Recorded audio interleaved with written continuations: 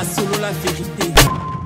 Toi avançara te yango mona to comment ça ba désordre l'église au mona oh non frère azemisi ba sœur ya chorale colère wana yango no mona azemisi ba kanda au moins na kin kuna to zemisaka ya pamba ah ezaka na mo avantage ko zemisa pozo mukanda siko ya ya kini ezaka bazemi ofele siko et puis ofele yo sumeli elie lisusu neti falipe Mimi flambeau côté wana nyonso ba kofi tout si ma fali ba kofi tout bazaka si ma fali na logique donc ba yé ba apporter loko moko boye ya bien et loko kanga na reprochera bango ba bimisa bango pa ya ba vie wana mais bango balingo bimisa batu te na lelo na kilelo fala leki kofi na musika na kada tango akala te que non aza légende ndenge bato balobaka oh non légende atikali na succès te et puis asala musana et bien ya ki pasteur yebi betel ekufaka déjà koyaka déjà bon pona oloba te ke kufaka e koyaka déjà bato ba osambela kaka ndako wana munene wana bato bando ya soki sans pamba amcc wana so ba bengisi bino boki ifrère Patrice aoyebisa bino montant na lebo uzokende non tozwa boye omoni ndule na biso ba chrétien fonctionnera kaka ndenge ya ba fali fonctionnera wana siko ba madame na biso nde faut bazaka na compréhension ba ba tipo ba chéri pe ba lelaka e fort magaza frère en Christ malgré kaza frère ba tchela repe ba bala maman obi ke mère na biso abimisa mbongo na pour la première fois donc aza pa bato bandimela ngai alors que ngamo na zomi ndimela te pour que bango bazwa ba chance bango bazwi ye moka lo bango Marie Misambo asalisa effort donc quand Marie Misambo te bato pe belé mais ye na ba génération oyo zo bima o asalisi nani toto bato mi makasi wana donc na terrain yoko banda wapi mais bon par na 2016 nde nazwa likanisi ya kosala musique professionnelle 2016 na vie toleka na ba situation difficile nyonso on connaît comment la vie se présente pour certains ce n'est pas facile donc il faut toujours apprendre à aider bato bazanango besoin ekulusu lobiko nangaye ekulusu nakoanga na te nandimi Yesu asali yango Masolo la vérité.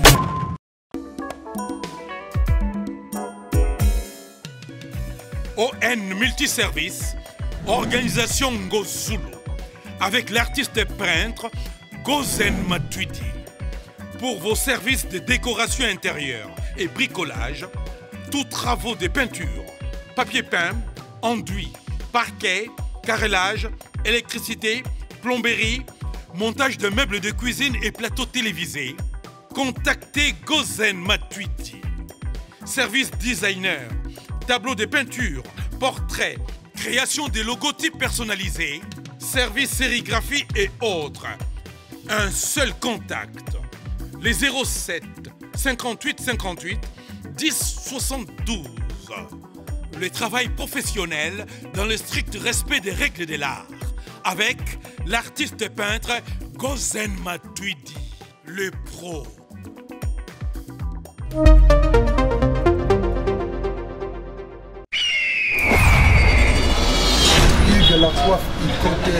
Hugues la Coifficoté, votre salon de coiffure sur la Nationale 3 au pavillon sous-bois. Ouvert tous les jours de 9h à 20h, même les jours fériés. Plus d'informations au 01 41 55 00 00 ou sur le www.huguelacoifficoté.com. Hugues la Coifficoté, l'homme qui coiffe la ville.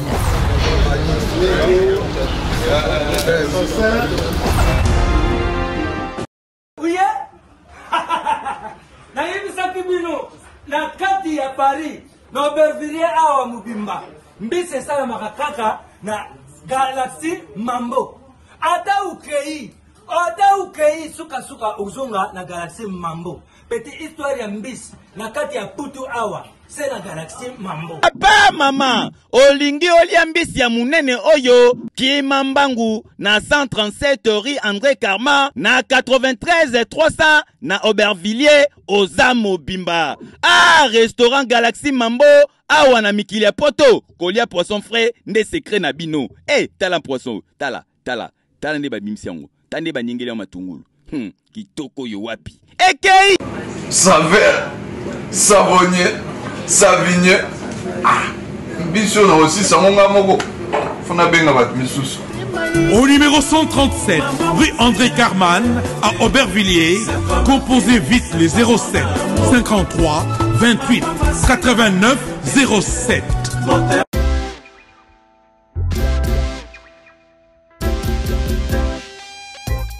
Service spécial covoiturage Paris-Bruxelles-Paris. Voyagez confortablement de Paris à Bruxelles et vice-versa de Bruxelles à Paris dans de meilleures conditions. Jimmy Chimanga, porte de la Chapelle. Contactez le service covoiturage Jimmy Chimanga, Paris, porte de la Chapelle. Composez vite. Le plus 33 7 87 76 95 65. Pour toutes vos démarches, afin d'obtenir le passeport Yabanamboka à Bruxelles, dans un délai raisonnable, confiez-vous à Jimmy Chimanga, porte de la Chapelle. C'est sérieux et c'est efficace. Pas solo la vérité. Bienvenue dans votre émission, fidèle internaute. Bonjour, bonsoir, merci.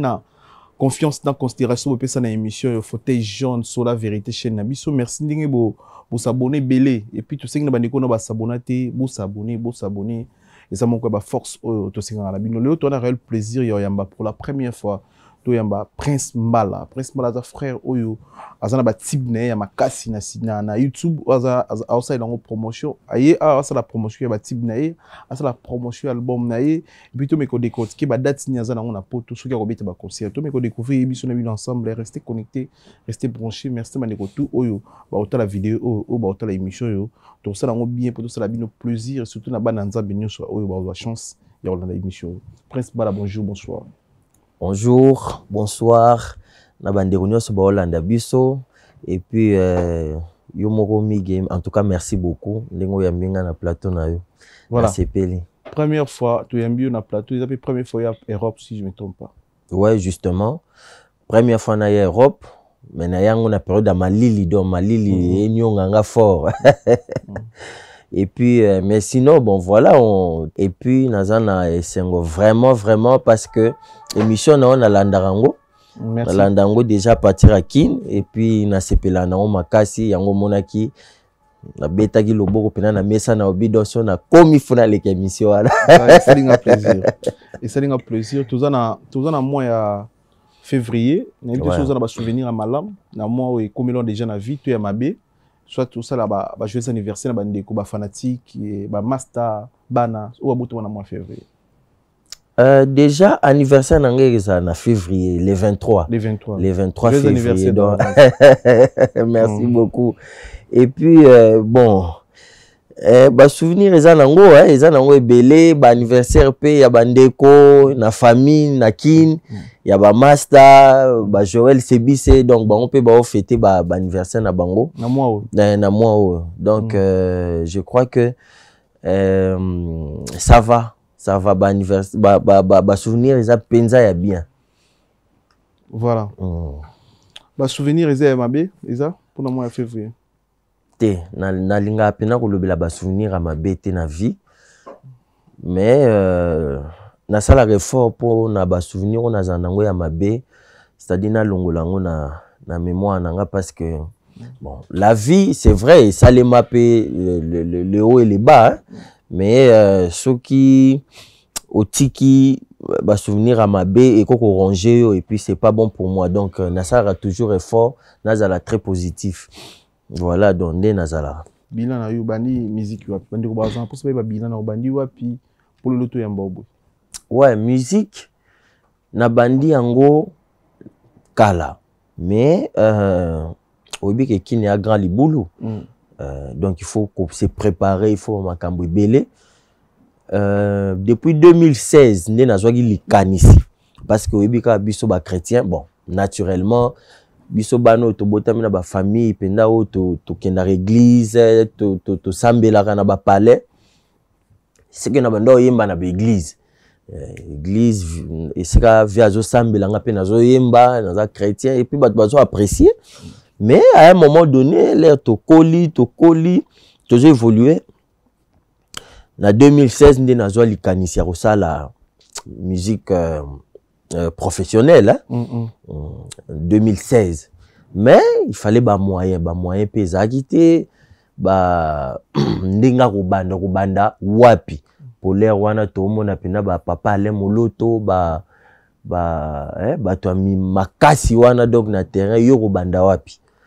Mais bon, par la grâce de Dieu, na reçoit quand même décision na bibonga pe fona meka kaka. Na bandi au contacter bateau, na bibonga non ngana sa musique na projet moko bo qu'est-ce que je dois faire? Ba op ça ba orientation et tout. Mais ezaki penza kaka suffisante. Alors na pe kokuta na masa na ngai Fiston Mbui. To banane pe kala. Bon, il pas azagi azagi pe na posa wana ya kosala azagi pe na posa pe na kosala carrière pena makasi na 2016 wana mais il pas bana obunda na singa non bon ko compter pena sur mutute di musique ngana moi expérience mukena nango ko compter sur mutute bunda kaka yo moko.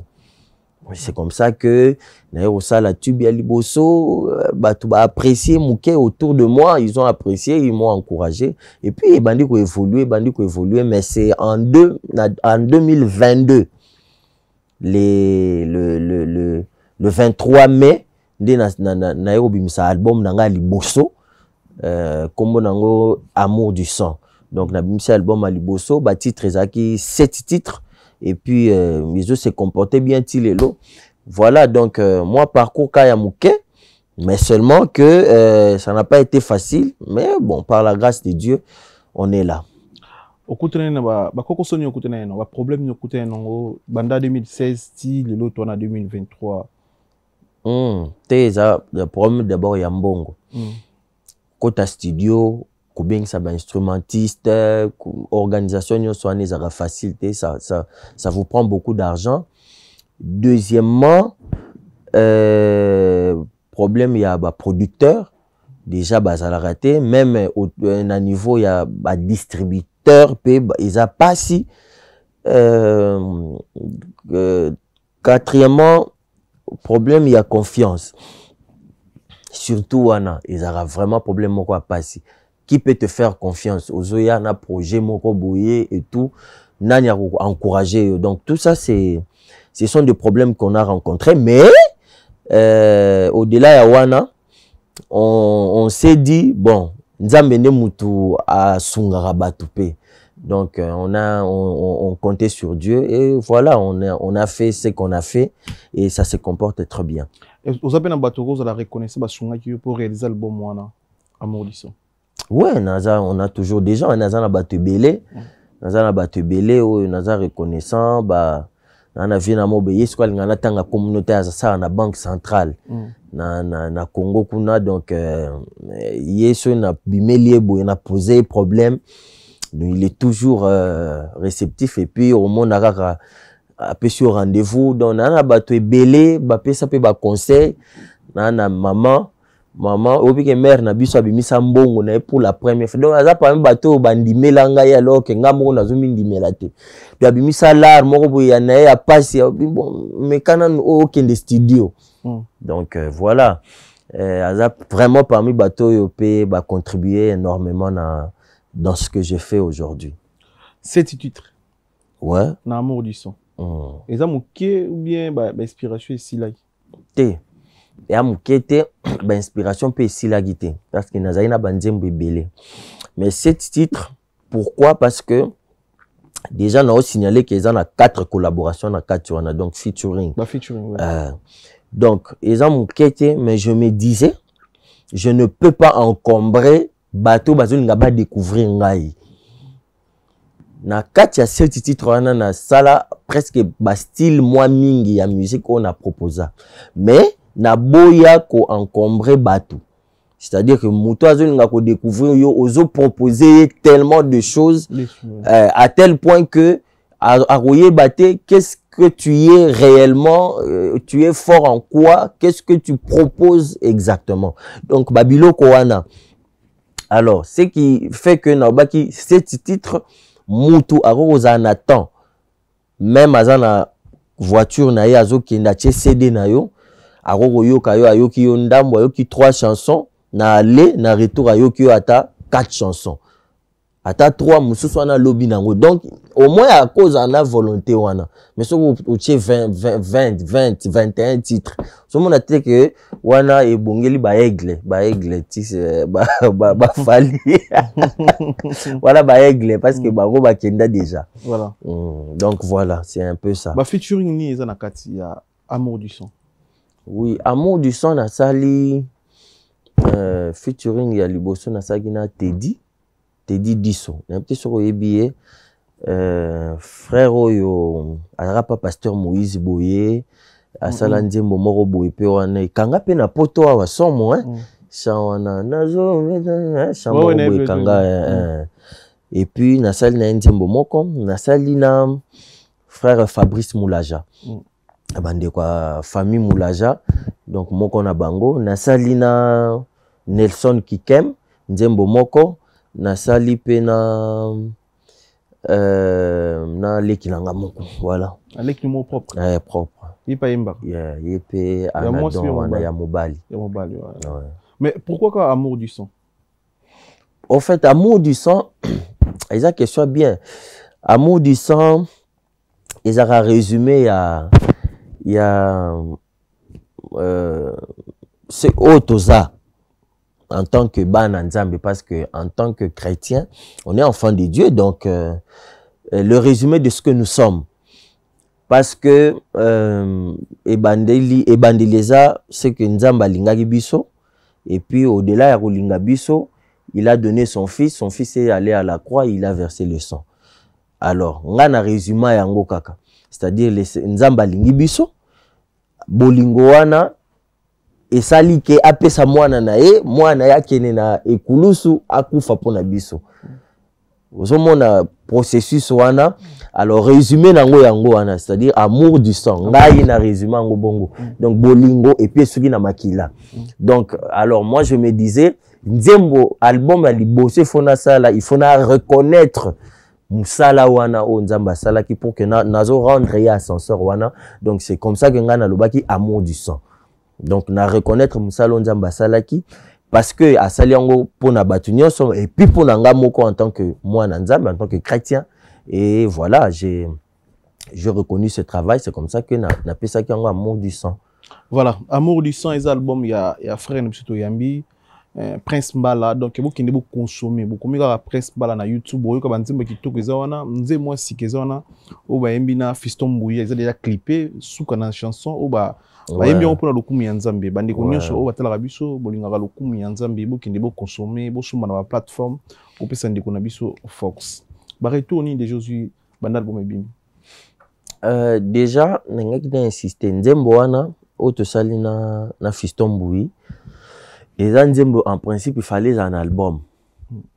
Il fallait payer un album. Mais il s'agit que, baton yanga naye, et zaki penza beaucoup tenté, ya bando sala ba nene na poto ba concert naye et tout. Alors il s'agit que, baton et bande pena aussi mbate, mais leur baton et correspondre, tout ça li yango, tout si ça on a studio, tout ça li clip nango na Tanzanie. Et puis, tozongi kin to lancé yango. Alors, par rapport à la question, obi, retour est vraiment très positif parce que ngai na sotali bien, na Nzembo yo na klipaka ya liboso, il est là. On a ça un petit frère. Nzembo wana na zoaki déjà autour de 5 mois, pratiquement 1 million de vues. Et nazui ba contré belé pour na bon na Congo quoi na Kin et même na intérieur nazui ki ba sollicitation ebelé tellement ebelé et même na sala ki moi tourner minute tourner moko libanda mboka pe ba retour ezaki ya bien ezaki penza ya bien au sentir pena que non makambo ezali mais bon jusque là na poto na santaki ke makambo ezana nu ezokende malembe yango moni na obaki na ya pe na poto pour que nga moko na tala comment ensemble na aide na soutien na bino comment les choses peuvent être boostées quoi comment makambo ko tambola susu na vitesse oyo na zuizui na ba côté mususu voilà juste olinga peut être titre nzembo ouais banzembo za na amour du son peut être titre au sel biso moi voko ate 1 minute expliquer biso li solo ya nzembo wana ezani dans la 7 on a sélectionné même 5 nzembo soko za makasi ata 7 nzembo o me ko expliquer biso to me ko décortiquer album oyo amour du son pour bato ba biso ba comprendre ba message nini ezana kati ya banzembo oyo yembeli biso donc titre ya nzembo beti biso li solo ya nzembo eza boye mais oyembeli biso muke ouais au fait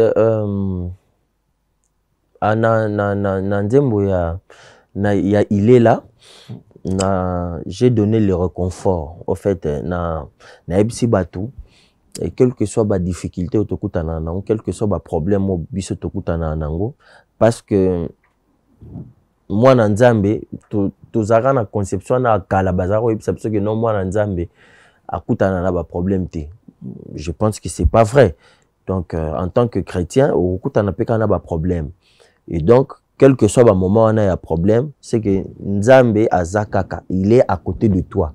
Il est là. Azomona, bâton au yozolekisa, on a des difficultés au yozolekisa. Azomona ngo. Il est là, titre il est là. On a titre il est là. Ils appellent écoute parmi ba chanson phare vraiment. Il y a album. Donc voilà, il est là. Donc quelle que soit la difficulté na o azali. Donc yo na ba difficulté yozo traverser, espoir na on a motema. Yeba ke nzamba omona makamyo so na olekisa donc kolembate avance travaille quand ndingo travailla wana et tu verras que nzambe atika mwana yako ya tina libulute et tu verras qu'à un moment donné le Seigneur viendra à notre secours donc wana Isa il est là heureusement vous là il est là il est là il est là il est là oh mon Jésus, oh, il est là, oh, il est là, oh, mon Rédempteur. Je te suivrai partout, partout, tu iras. Je suivrai partout, partout, mon Jésus, oh, je marcherai avec toi. Il est là-haut, mon Rédempteur. Donc voilà. Donc il est là, n'a pas de problème, Nabiso. Il est notre Rédempteur, voilà. Et puis deuxièmement, ils en ont Ekulusu. Ekulusu, ils ont dit mon asel na tedi diso. Ekulusu, c'est ils ont dit moment où tu zolobela, ba vertu, c'est-à-dire ba bénéfice, ba avantage quoi. Il y a Ekulusu. C'est-à-dire Nzambe Yesu akufa kaka pamba te kaka boy atangisa kaka makila pamba te koleka na nzela wana ye Ekulusu tozwaka ba bénéfice ebele tozozwa guérison na biso place wana tozozwa ba avantage ebele richesse na biso ezouta wana même réussite na biso likolo ya banguna na biso ça passe par la croix. Donc voilà, ça c'est wana ils ont résumé. En fait, c'est le message clé.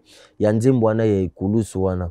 Ekulusu lobiko nangaye.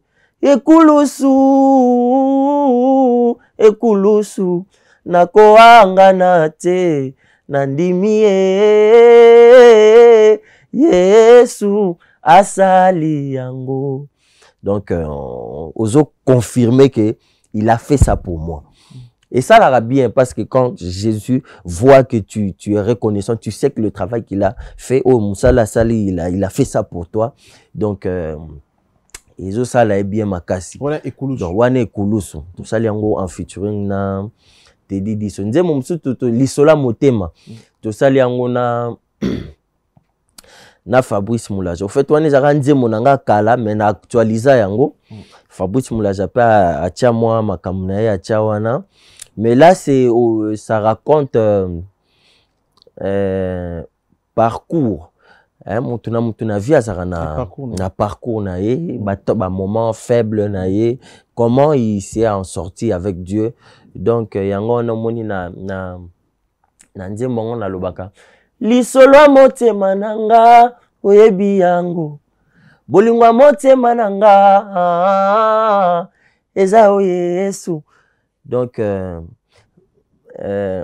muto a maîtriser parcours na bien eza nzambe donc ba temps difficile au bande au lexa tu l'es passé avec Dieu et peut-être ba to misusu bazaki loin de toi bazaki ko monoka na musika ba musupe bande ko kimayo mais c'est Dieu qui voyait comment tu étais en train de traverser ba temps difficile wana et il t'a tenu par la main et voilà peut-être que l'air ozo koma esika moko boye batu bakomo kamo batu bakomo loba oh ezaka raye donc voilà ezana nzembo mususu pe na pesango kombo alléluia amen ezana nzembo moko ya nzembo ya kala kolotika na yembela yo je crois que ko yeba nzembo na yebi nzembo wana kolotika na yembela voilà mais nzembo de ezaki déjà kala siko batu baya bamsu balambango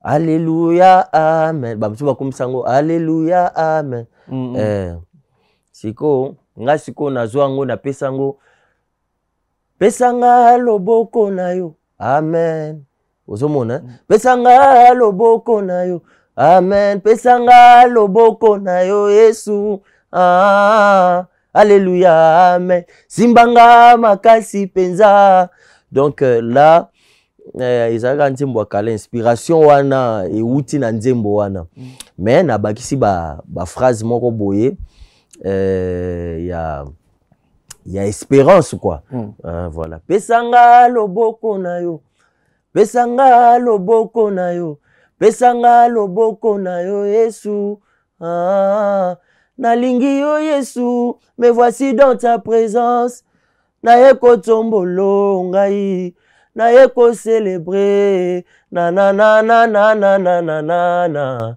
donc voilà isa nzembo donc moi ba modification wana na pesa yango pe elengi na ndenge na ngai et puis pesa elengi na ndenge danger voilà surtout bisi ni so boke ba eboke tala o etikali na YouTube na yo moko mais ningo za ozape dispo ba église ezebela ouais ba pasteur pe basé belo bolanda biso moi visite une église moko pesa moi show moi ngwasu ouais dans une église moko na Belgique ben senga je crois que Kalaté dans en Belgique pour ben bon comme on dit église on est na otalango na ba message ba tindelanga je crois que si on a que Belgique na ozalana mais awa na solag pena batu na ozela ba confirmation na bango mais par rapport ya ba ndoule na vraiment qu'on s'est préparé je crois que na ozonga comme Zela ya pote fonga minango na ozonga ba septembre déjà na ozonga donc il faut na travailler na équipe na caler ba date très très bien et puis pour que vraiment na annoncer ba date ango pour que permettre na sala ba prestation na sala tour moko vraiment très très calé mais na yaki na phase à liboso c'est-à-dire que na teka musala una osala batu bayeba batu balandaka bino na poto bayeba pe certes ça bamsu bayebi bamsu pe bayebi te donc bayeba que boulot ezo salema donc voilà père spirituel nous sommes la peine église ni notion père spirituel les aura problème hein biso na église de réveil ba père spirituel na biso ba évoluaka mais muto pena oyo asala que na nzambe eza d'abord papa na biso c'est-à-dire yene mutamema ngai na nzela nzambe donc na mwa muke ne mutalakisinga nzela nzambe mais ye siko papa na ye ya molimo pasteur na ye kombo na ye apôtre Muntu Stéphane afanda na akoma mikolo bon akola déjà ça je crois autour ya ba 80 ans akoma na ye ko afkofa na Belgique. Alors ce qui fait que na considéraka ye parce que mes premiers pas na makambo nzambe na ye kuli yango pepa na ye donc na considéraka ye comme mon père vraiment dans la foi donc oyo pena atangisinga makambo nzambe. Mais après beaucoup de temps moi na soka kolit afandaka na palette deux fois il faut bimape azwa parler na ye et tout ça voilà.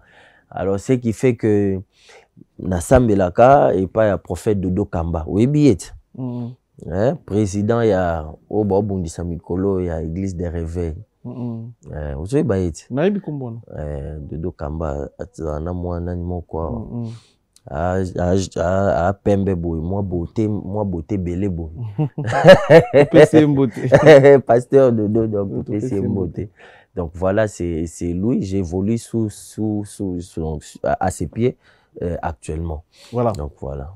Après au vision années to vision ni oza nango oyo accompagner carrière na yo lobito ko ba déjà aux alentel. Oui, au fait na ba vision belé.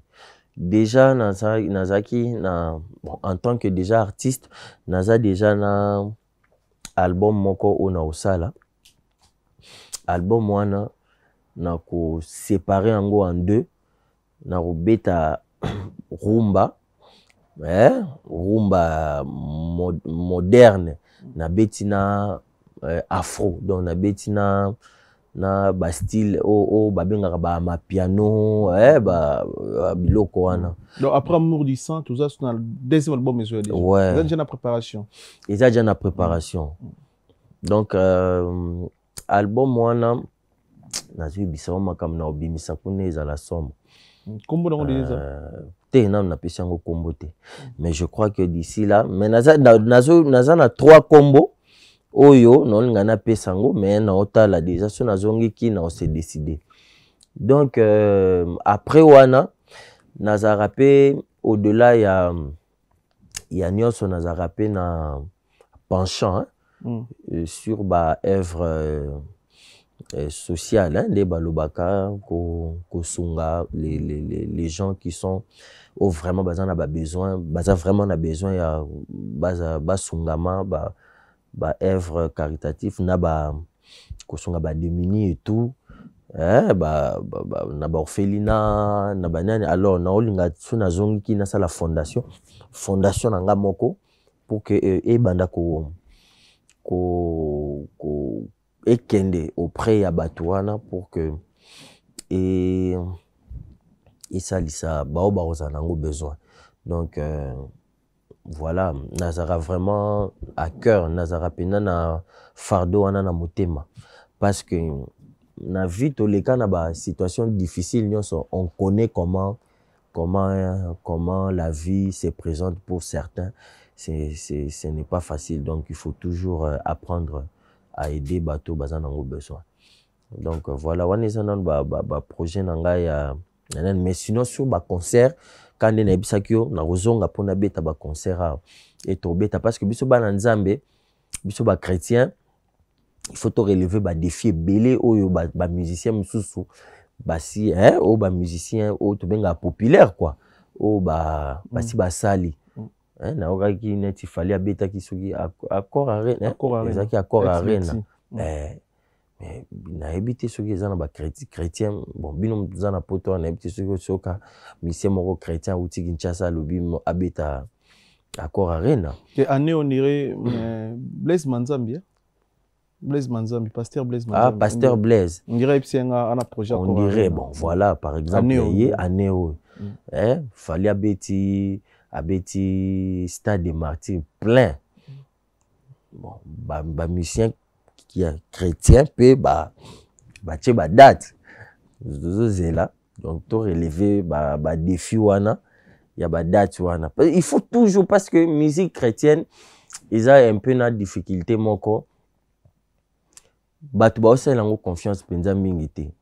Et puis ça c'est de 1 de 2 na ba chrétien o bazaka na ba église.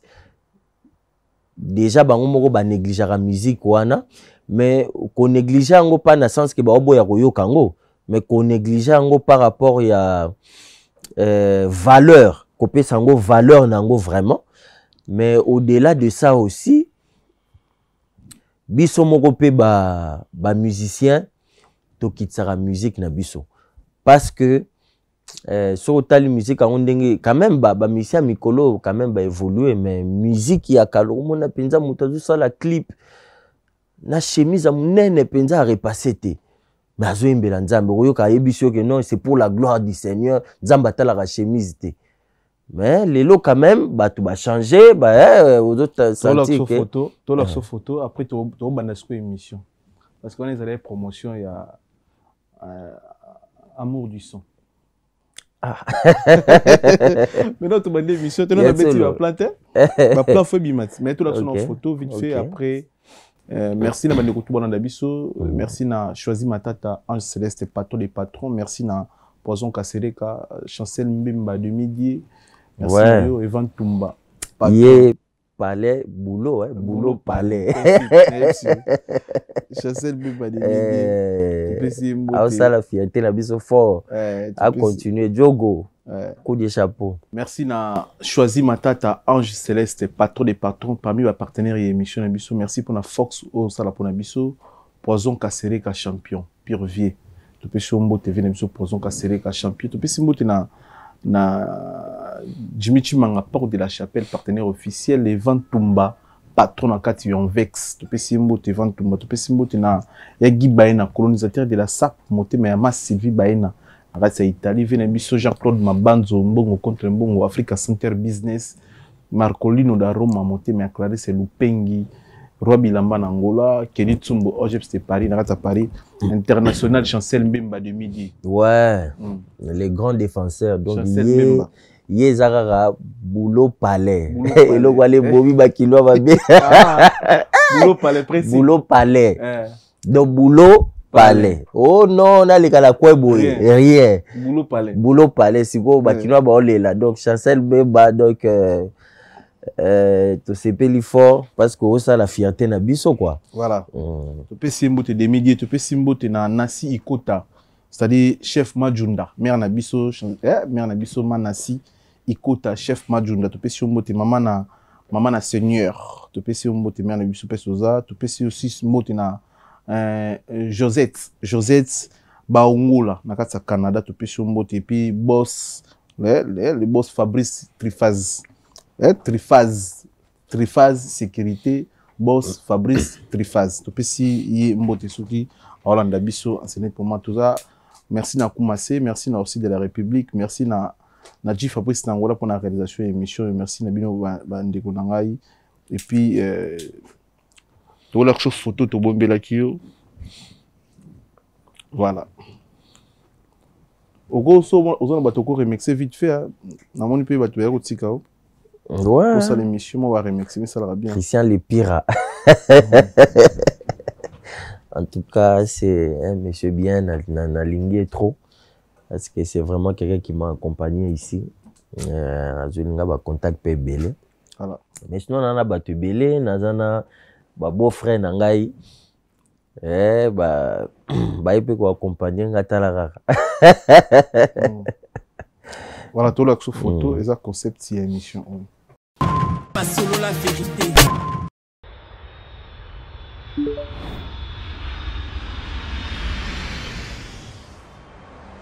C'est ici que nous vous amenons. Dans le plus beau cadre jamais imaginé. De toute tendance, nos clients sont les plus privilégiés. Pour le touriste, vacancier, professionnel.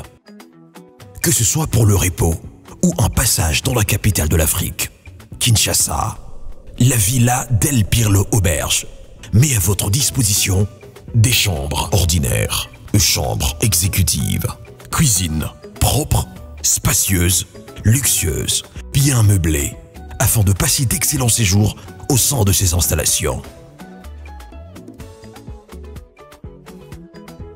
Où que vous soyez, dans les 4 coins du monde, faites votre réservation sur tous nos canaux de communication, téléphone, site web ou sur notre page Facebook.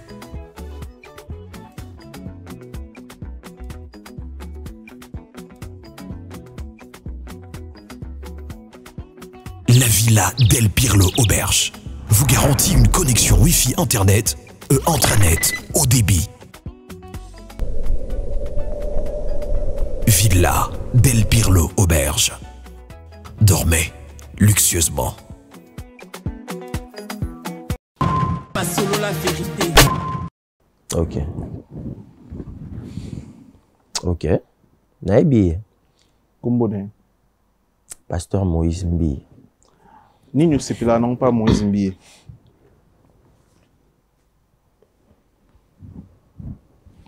Moïse Mbi. Lo na sepela na ngo pa na ye. Bo tu na nga pelo na sepela na ngo te. Ouais. Parce que mutu aza mutu ti. Lo na lingaka alinga boulot na ye makasi. Et puis soka osala boulot na ye. Na participa déjà une fois na réalisation ya clip moko auto sala. Il veillait même au moindre détail. Ce que l'eau est bien te pour bandela ngata 100 fois. Pourvu que répondre na boulot ya zanango. Ça de ce côté-là, c'est magnifique. Bon. Et puis à ça Moussana, eh bien, il y a qui pasteur. Ouais, Bethel et Koufara déjà. Hein. Koyara déjà, bon, pour le battre et Koufaka, et Koyara déjà, Batubao Sambelarara, Ndakwana Mneno, Ana Batbando, Yasogi sans pamba. Mais l'air ya yé, Batbalongoli qui tambala, Ndimi, pantalon, Batbakome belé. Oh. Donc il fallait que qui tambala, Batpantole, côte pour Bandimi. Batbakome belé. Pour ton église. Non, qui tambala. Bando linga sous biloko wana te. Bando. Il fallait pena pantalon cola wana tout ça. Ba frère puis ba mona. Ba frère ba mona. Peu efficace. Pour que église tonda. C'est grave hein. Sinon c'est bon côté. Mystique. Mystique. Donc aya nango il faut ngola PG. C'est maman l'idéologie hein.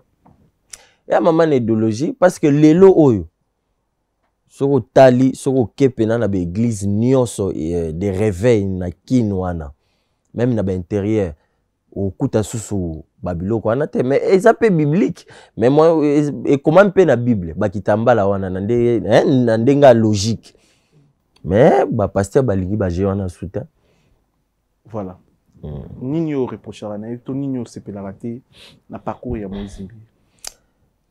Na reprochaka ye loko moko trop fermé quoi. Oui, pour que bango bazwa ba chance bango bazwi. Ye moka lo bango Marie Misambo asalisa effort. Donc quand Marie Misambo te ba te pe belé. Mais ye na ba génération oyo zo bima o. Asalisi nani. Asalisi mutu te. Ma génération babimi asalisi mutu te. Et ça pour na ba raison ni peut-être temps toi zo boya mutu remplacer te. Alobaki otika musique et biso ko toza nga personnellement naza contre yango.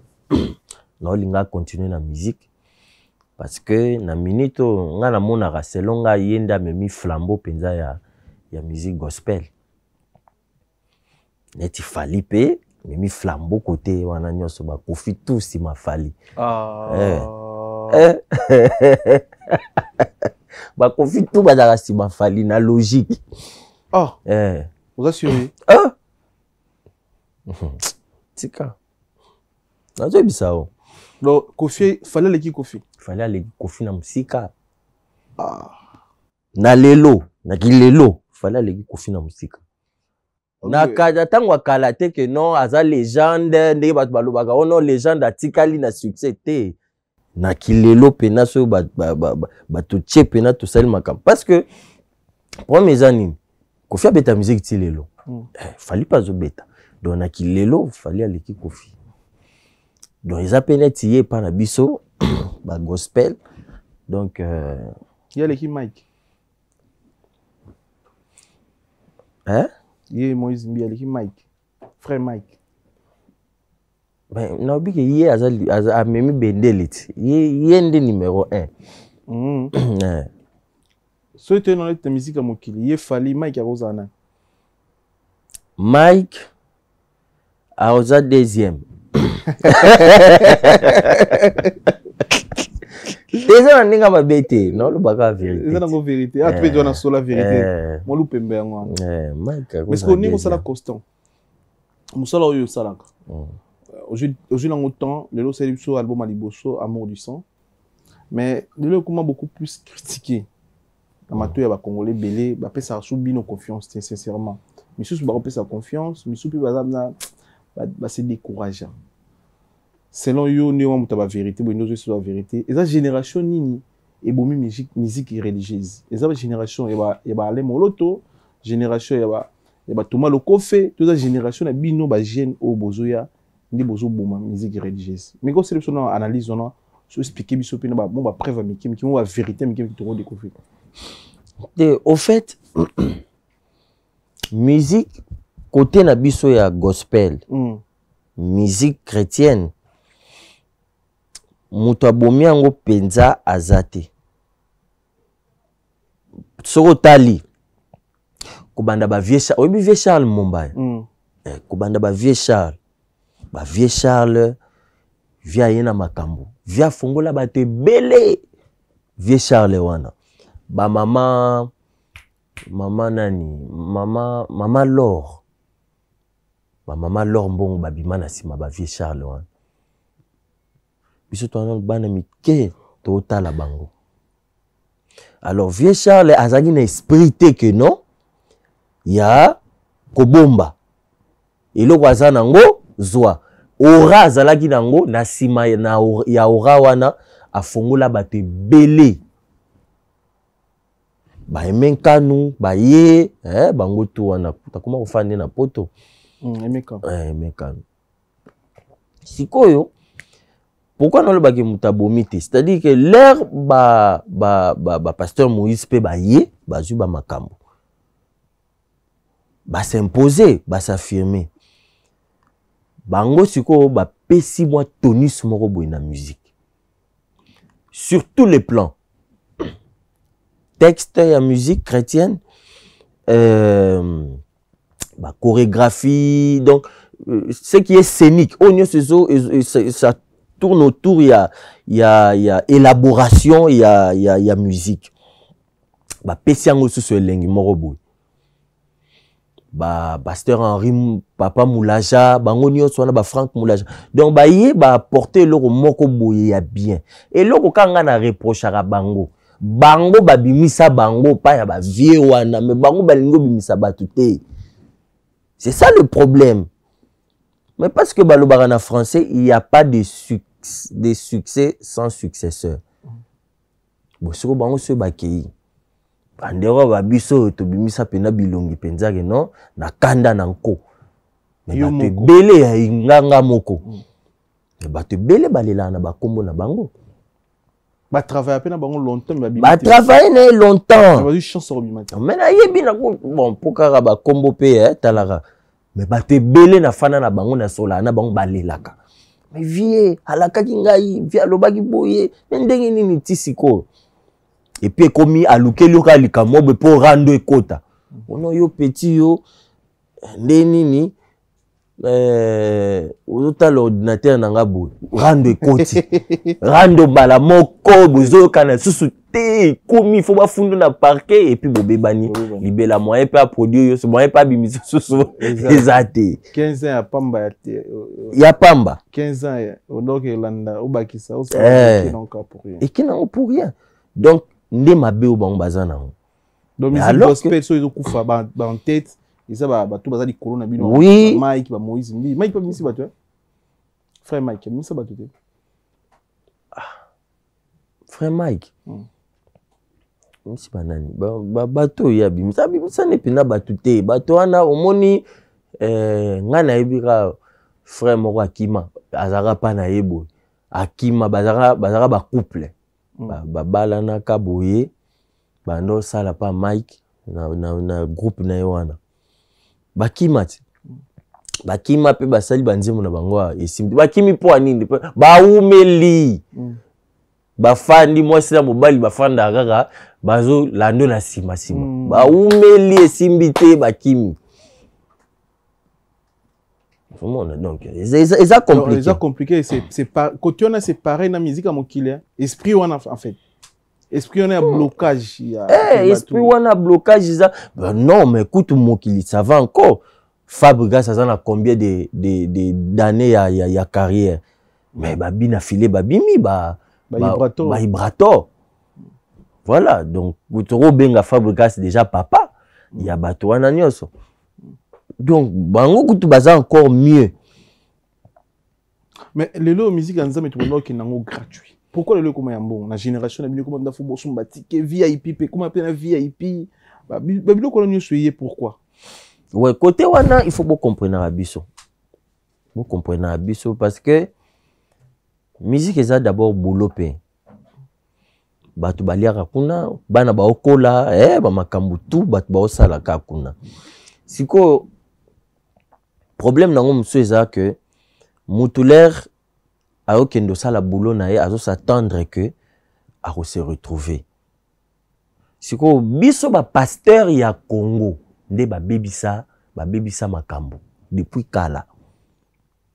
Ozomona ba pasteur à Congo ezande a bengisiyo oyembi otoki d'abord oye makolo otoki oyembi penzi otoki opumbwe pena bato ba molimo eza na frère après na suka po ba peso mbongo a transport ba ko fandisa yo ba sisa ko compter mabunza ba fandisi yo ata ba 2 heures du temps frère alléluia zala wana ndingo zo fanda wana mabunza zala calme frère pas zo fanda ti après 2 heures du temps.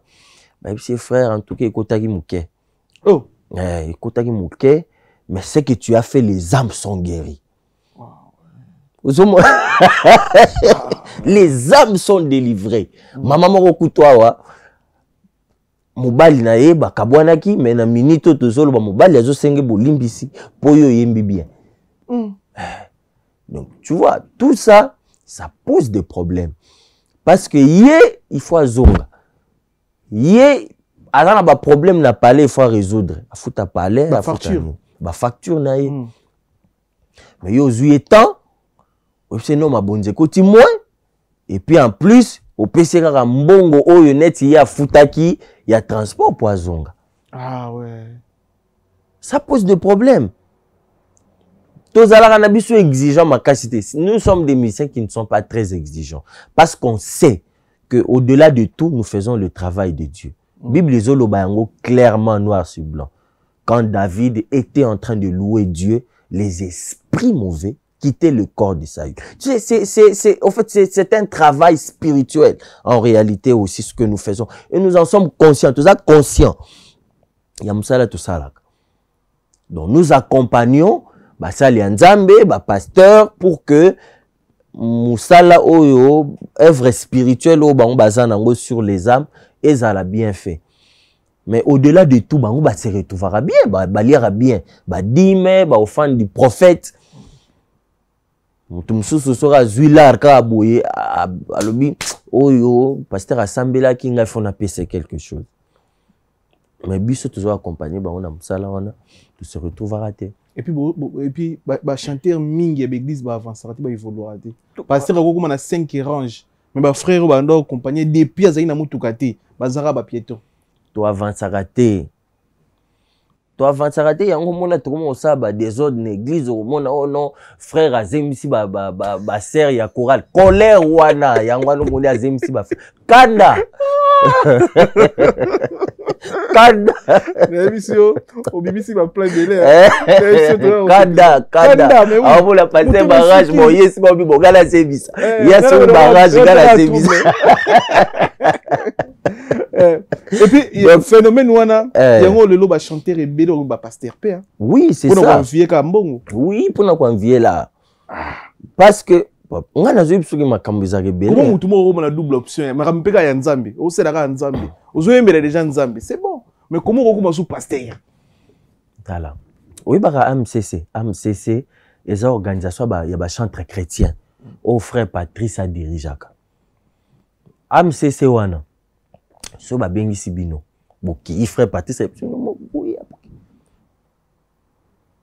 ah oui, sabino montant na l'herbe ouzo kende. Non, ouzo boui. Mais l'air, il va benga na bureau. Baobi monter ko changer. L'air ya yo sabilo monter sabino o bino bo kena o kona monter ko changer. Et puis avant à longo déjà bureau ti akoma pana bino a obi asia pesi bateau bota ki wana donc bino bo moni kaka bimi bureau a obi asia on pesi côté ni mais a pesi déjà. Donc tu vois il y a un seul problème et batunyo so après na soka babimi inquiétude de se retrouver parce que ezana ba misusu oyo musala na ko yembeza musala na ye musala na ana mususu te yango wana kaka. Ah, mais oui, c'est chaud. Hein? Ouais, c'est chaud. C'est chaud. Il y a un moment où pasteur Moïse, on a ba kuma na ba pour bengi ça y est un problème. A rocher là ba condition moko yo moko faut me la paix ma penza. Pour bengi c'est un problème. Pourquoi? Parce que yé moko peut déjà azo subir ba réalité wana. Alors il y a un moment na alingane robeta na musique ité afanda na ya asala ka album na ye et s'il a sali concert na ye mbala moko. Et c'est l'inango. Donc c'est vraiment compliqué. Mais il y a des jours bali hein. Madame en a parlé. Ah, félicitations pour toi. Na boya ki déjà ba mindondo. O boya baté lombula na temps. Baté lombula na temps na boya ki yango déjà na bibon ngana kende déjà na sens wana. Oui, il y a des exemplaires hein. Ah oui. Vous avez exemplaire. Il y a exemple. Yo côté nga kovanda na mwasi te soki yo mona oza marié. Ah ouais, logiquement. Yo mo faut en expérience, yo va na mwasi oza marié, ndo yo te yanga ah migi moni tala valeur à mwasi za rabo. Tala yo faut bala. Ouais. Comment yo te yanga na bala yo na bala te. Ouais. Normalement bino faut bala vraiment liboso. Mais au bala pe. Au moni ndule na biso ba chrétien fonctionnera kaka ndenge ya ba fali fonctionnera wana. Ah. Siko ba madame na biso ndé faut bazara na compréhension.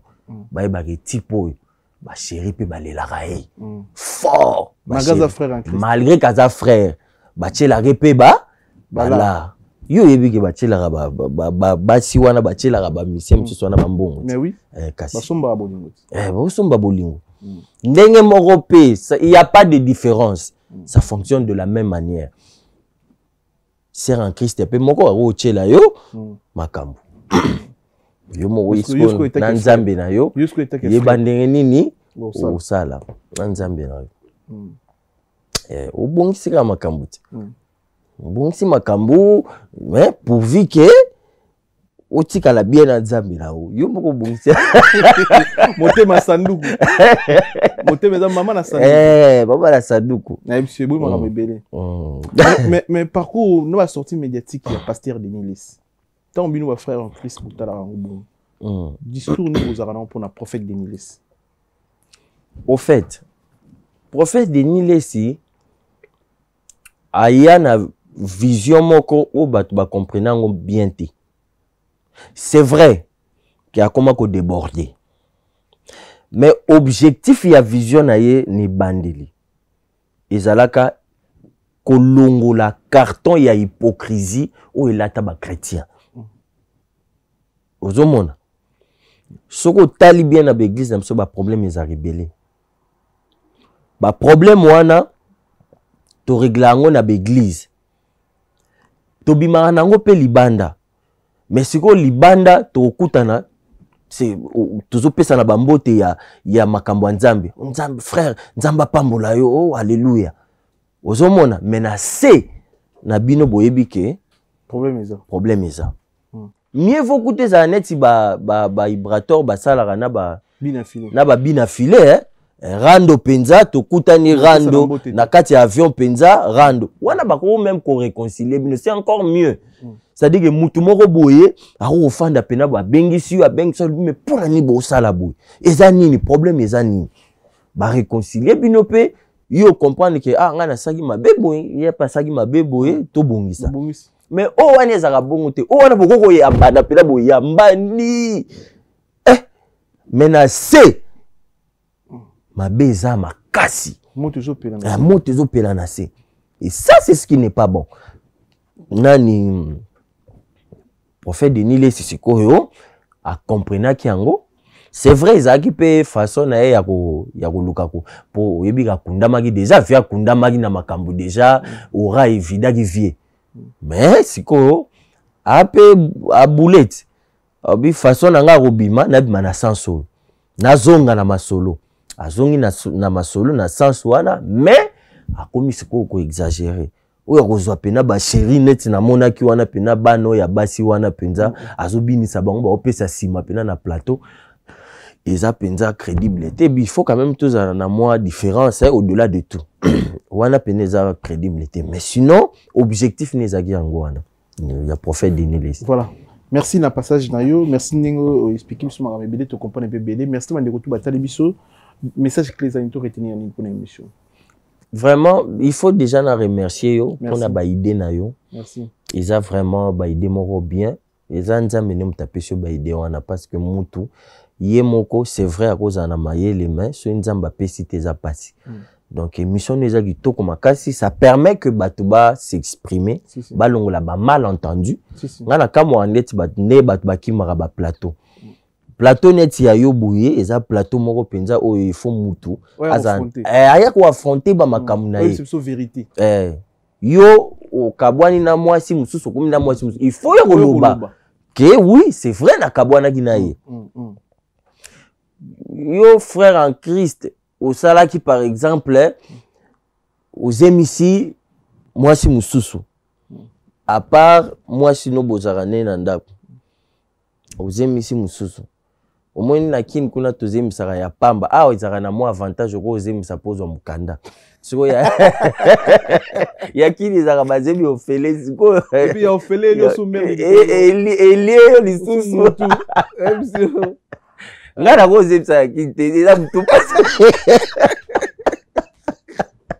mutu pasi tika mutu ya poter moins ya poter ça l'avantage papa mais dérangeant non tes frères en Christ ça vous appelle à des femmes et wane ko tara ba débé belé monde déjà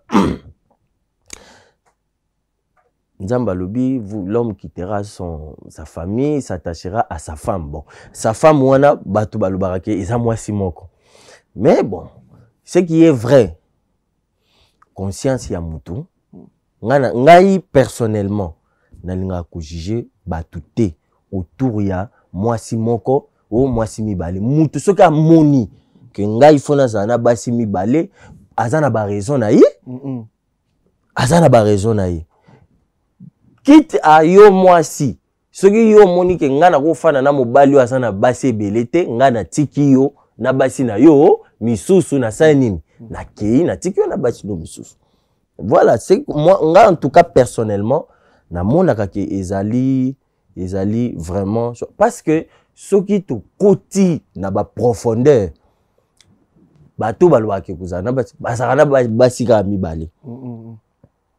Mais abimisaka mwasi moko mususu azobotise bana na appartement moko boye quelque part donc izaka compliqué donc ngai personnellement namona kezali eza ba conviction mutuna mutu après biso tout ozala juger pas nzambe okopesa ye ba conviction na yo nzambe ngai pona ngai namona ki boye boye nzambe pas ko comprendre yo tout comme ko boye peut comprendre c'est ça voilà donc c'est ça donc message clé amour du sang amour du sang donc batu ba consommer yango ngai nazana ba page na ngai pe donc batu ba kolanda pe na ba page wana Prince Mbala donc officiel Prince Mbala pour na Facebook Prince Mbala YouTube officiel Prince Mbala pour na Instagram et puis Prince Mbala 9 pour na TikTok donc batu ba kota pe na ba en contact nanga par rapport à ba réseau wana pour que ba savourer pe album ezana banzembo kitoko j'espère que yokaki quand même ezana banzembo bien